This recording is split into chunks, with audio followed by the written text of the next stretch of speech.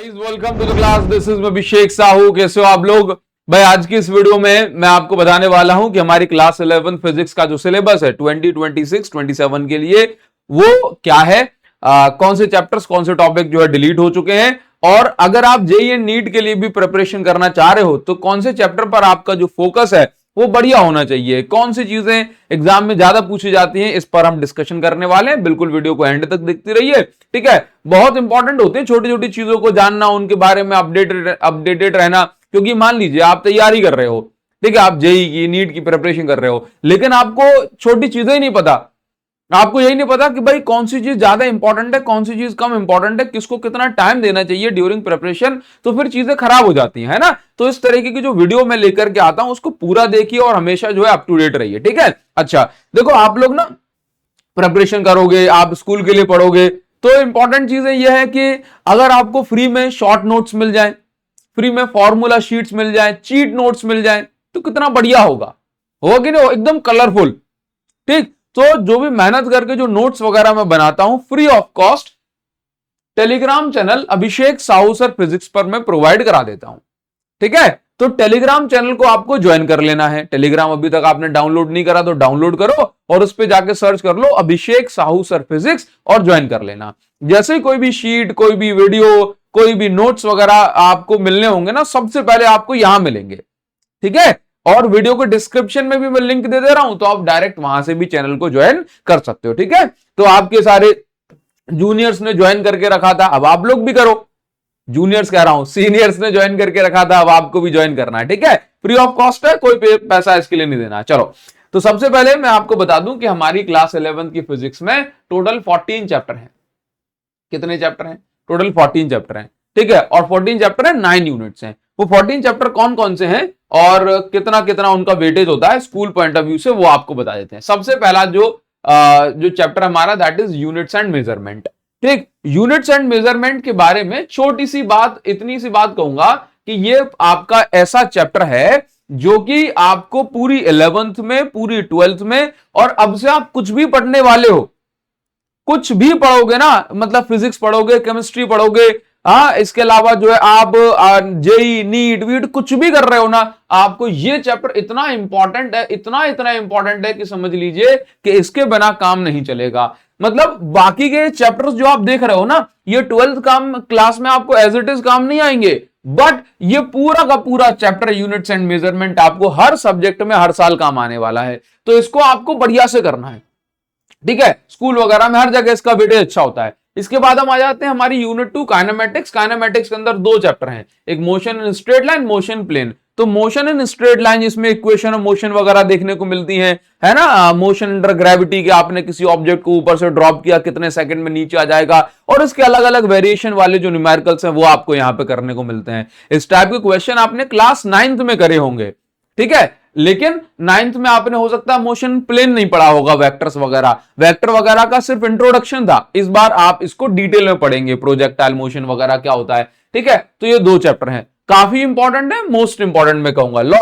पूरी की पूरी फिजिक्स ही इंपॉर्टेंट है, बट मैं आपको बता दूं कि इसका जेईई नीट में भी अच्छा खासा वेटेज जो है होता है। लॉज ऑफ मोशन में, फ्रिक्शन वगैरह में सारी चीजें पढ़ने को मिलेंगी, ठीक है। Work energy power, work energy power एक सिंपल चैप्टर होता है, आप आराम से निपटा दोगे। स्टार्टिंग में ये जो चैप्टर है ना काइनेमेटिक्स, काइनेमेटिक्स पर आपको अच्छा फोकस देना। जेईई और नीट के लिए अगर आप प्रिपरेशन कर रहे हैं तो काइनेमेटिक्स का बढ़िया वेटेज जो है होता है, ठीक है। अच्छा, अब पूरी क्लास 11 12 फिजिक्स का अगर मैं आपसे कहूंगा कि थोड़ा सा, मैं आपको डराऊंगा नहीं, बट फिर भी ज्यादा टेंशन देने वाला अगर कोई चैप्टर है जेईई में, नीट में, अगर कहीं से कॉम्प्लेक्स क्वेश्चन बनता है, इवन एडवांस में भी अगर कोई कॉम्प्लेक्स क्वेश्चन बनता है, तो कॉम्प्लेक्स क्वेश्चन बनाने के लिए जो सिस्टम ऑफ पार्टिकल यानी कि आपका चैप्टर 6 रोटेशनल मोशन है, ये जो है काफी ज्यादा अच्छी चॉइस होती है एग्जामिनर की।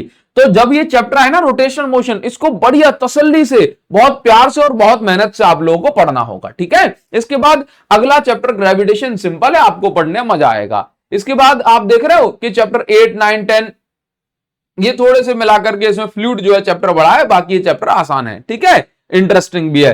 थर्मोडायनेमिक्स का भी बढ़िया अच्छा खासा जो है रोल होता है, केमिस्ट्री और फिजिक्स दोनों में ही कॉमन है थर्मोडायनेमिक्स, ठीक है। अच्छा, और इसके अलावा KTG kinetic theory of gases, वैसे छोटा चैप्टर है, एक आध क्वेश्चन एक्सपेक्टेड है। ऑसिलेशन एंड वेव, ये भी काफी इंटरेस्टिंग चैप्टर है, जो आप ऑसिलेशंस में जो इस साल पढ़ेंगे उसकी कुछ इक्वेशंस वगैरह 12th में काम आती हैं, ठीक है। वेव्स में जो आप पढ़ोगे उसकी भी कुछ इक्वेशंस वगैरह 12th में काम आती है। तो अगर मैं आपको ये बताऊं कि अगर आपको क्लास 11 की फिजिक्स को स्ट्रॉन्ग बनाना है तो आपको क्या करना है कि स्टार्टिंग के जो 3 चैप्टर हैं पहले इन पर बढ़िया तरीके से काम करिए, बहुत फोकस के साथ स्टार्टिंग के 3 चैप्टर पे आपको काम करना है, ठीक है। उसके बाद मैं आपको बताऊं चैप्टर 6 सिस्टम ऑफ पार्टिकल को बढ़िया तरीके से करिएगा। फिर आप यहां पे आ जाओ कि भाई फिर तो नॉर्मली आपको लगेगा कोई इसमें बहुत ज्यादा प्रॉब्लम नहीं लगी, थर्मोडायनेमिक्स पे बढ़िया से काम करो, केटीजी पे बढ़िया से काम करो, काइनेटिक थ्योरी ऑफ गैसेस, ये करना है। जैसे जैसे साल आगे बढ़ती जाएगी हम आपको जो है इसी तरीके से गाइड करते जाएंगे। अभी तो मैं आगे की बहुत सारी बात बोलूंगा, अभी तो आपको उतनी बात जो है as it is topic wise समझ में नहीं आएंगे, ठीक है। अब मैं आपको बताता हूं कि एक्चुअल में हमारा जो सिलेबस है वो उसमें पिछले साल की कंपैरिजन में क्या चेंज हुआ है, ठीक है। तो आप ऐसे आ जाइए,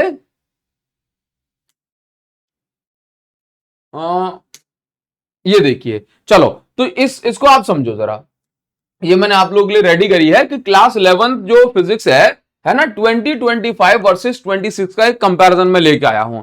तो जो एनसीईआरटी इस साल आप जो खरीद रहे हो 26 की, अगर आपके पास 2025 की भी है तो एक ही बात है। अगर मैं बात करूं कि जो क्लास 11 की एनसीईआरटी में जो चेंज हुआ है वो आज से 2-3 साल पहले हुआ था, जिसमें जो चैप्टर 1 है वो फिजिकल वर्ल्ड था और चैप्टर 2 यूनिट्स एंड मेजरमेंट था।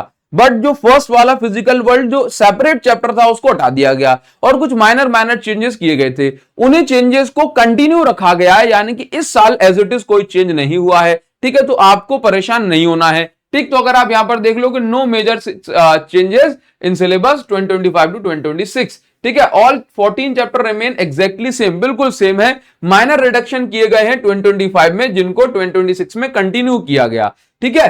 फोकस शिफ्ट जो मतलब कॉन्सेप्चुअल क्लैरिटी एंड न्यूमेरिकल्स पे ज्यादा फोकस है रादर देन रेक्टिफिकेशन, ठीक है। एग्जाम पैटर्न जो है ये अनचेंज रहेगा, 70 मार्क्स की जो थ्योरी है 30 मार्क्स का प्रैक्टिकल है। चैप्टर्स के बारे में मैंने आपको बता ही दिया है कि सेम ही चैप्टर, इनमें कोई चेंज नहीं किया गया।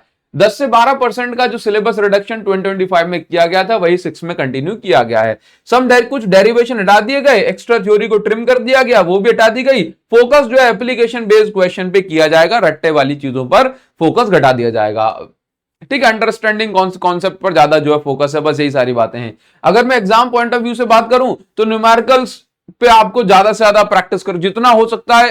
क्लास 11 से ही न्यूमेरिकल की आपको हैबिट बनानी है, न्यूमेरिकल से डरना नहीं है, न्यूमेरिकल से डट के जो है पढ़ना है, ठीक है, उनको लड़ना है, ठीक। एनसीईआरटी एग्जाम्पल और एक्सरसाइज इंपॉर्टेंट है, प्रैक्टिकल मार्क्स जो है 30 के ही हैं, जैसे कि जैसे रहेंगे। Questions are more concept based, मतलब मैं अगर आपको यहां पर समराइज करूं तो भाई 25 में जो चेंज किए थे उन्हीं को कंटिन्यू करा गया 26 में, और आपको इस पूरे साल ध्यान ये रखना है कि जितना हो सकता है आप न्यूमेरिकल पे फोकस करेंगे, हाँ, और कॉन्सेप्चुअल क्वेश्चन पे ज्यादा फोकस करेंगे। और हाँ, एक बात बताऊं कि अगर आपको फिजिक्स से डर लगता है तो आपका भाई यानी कि मैं आपके साथ खड़ा आपको मिलूंगा, ठीक है। जो चीज आपको कहीं समझ में ना आए मेरे पास आ जाना, मैं एक बार जिस चीज को पढ़ा दूंगा 100% आपके दिमाग में वो चीज बैठेगी, आपको समझ में आएगी, आपको मजा आएगा।